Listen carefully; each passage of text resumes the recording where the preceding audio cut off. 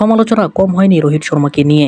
গেল আসরে মুম্বাই ইন্ডিয়ান্সের অধিনায়কত্ব হারানোর পর চলতি আসরে দলে জায়গায় হারিয়ে ফেলেছেন অনেকটা।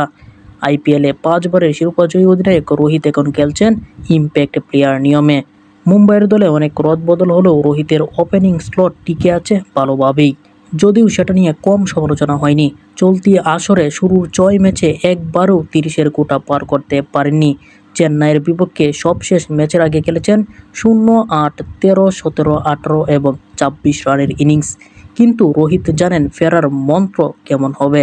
চেন্নাই সুপার কিংস আর সানরাইজার্স হায়দ্রাবাদের বিপক্ষে দারুণ 250 এসেছে তার ব্যাট থেকে।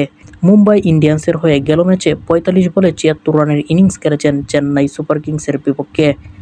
এরপর সানরাইজার্স হায়দ্রাবাদের বিপক্ষে গত ম্যাচে খেলেছেন 46 বলে 70 রানের আরেকটি বিধ্বংসী ইনিংস। টানা 250-তে 9 বছর আগের এক স্মৃতিও ফেরালেন রোহিত শর্মা। সবশেষ তিনি টানা 250 করেছিলেন 2016 সালে।